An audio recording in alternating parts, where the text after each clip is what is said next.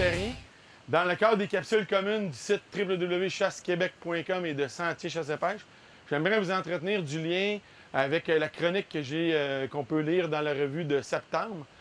Je parle un peu de l'univers olfactif, de toute la dimension des odeurs, des systèmes de glandes, la libération de molécules odorantes qui tirent son origine de l'orignal, de son enveloppe corporelle. Un des éléments qu'il faut retenir après ma barre, c'est que les orignaux, les mâles, ont dans le palais un organe qu'on appelle l'organe de Jacobson.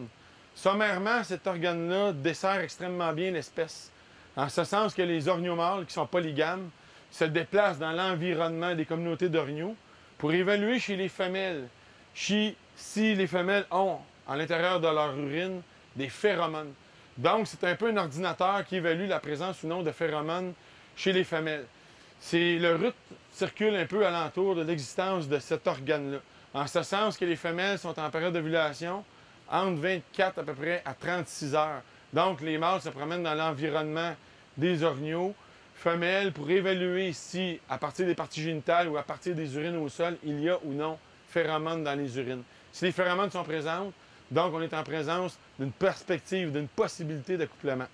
Dans l'environnement de l'orignal aussi, ce qu'on observe, c'est que les orignaux, souvent, ils vont se frotter. Ils vont se frotter le corps, soit sur des arbres secs, ils vont frotter la tête. Les femelles vont souvent frotter leur tête sur des surfaces. Des fois, c'est des poteaux, des surfaces de signalisation. Et là, ils vont libérer des poils. Les autres orignaux vont sentir ça. Et chaque orignal dégage ses propres molécules d'odeur. Donc, les orignaux, on connaît le système de glandes chez le chevreuil, mais les orignaux dégagent également des odeurs par les urines, par leur corps, le fait de frotter les bois frénétiquement. Donc, il y a une chimie qui s'opère entre le contact du bois et le contact de l'arbre. Ça dégage des odeurs. Le chasseur, que doit-il conclure? Il doit conclure, évidemment, qu'il faut qu'il respecte tous ces éléments-là. Il faut qu'il soit capable aussi de s'accaparer ces odeurs-là pour chasser. Donc, un orignal prélevé, on peut aller chercher les urines à l'intérieur. Une cloche d'orignal, quand les orignaux font des souilles, ils vont rentrer leur cloche dans la souille.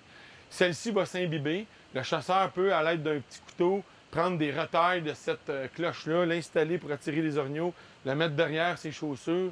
Et il peut utiliser ces éléments-là qui sont en même l'enveloppe corporelle de l'orignal. Autre élément peut-être pour terminer à considérer, quand on se déplace en forêt, toujours peut-être faire en sorte de mettre de la sève de conifère, de la sève de résineux pour contrer ces odeurs, mais en même temps, le bas de ses pattes. Si on a des odeurs d'urine, on sait que les orignaux urinent souvent durant la période de chasse. Si on sait que cette urine-là peut contenir des phéromones, parce que c'est là que ça fait la différence, on peut la mettre en arrière avec une push-pin derrière ses bottes et quand on se déplace près d'une cache ou un site de chasse, laisser au sol plein de petites particules d'odeur qui vont interpeller les orignaux. Donc, l'élément olfactif est extrêmement important chez les grands cervidés et les chasseurs qui comprennent cette dynamique-là peuvent l'exploiter pour des fins là, de traque du gros gibier. Mon nom est Michel Terrien. Le magazine Sentier Chasse et Pêche et le site www.chassequebec.com vous souhaite une bonne saison de chasse.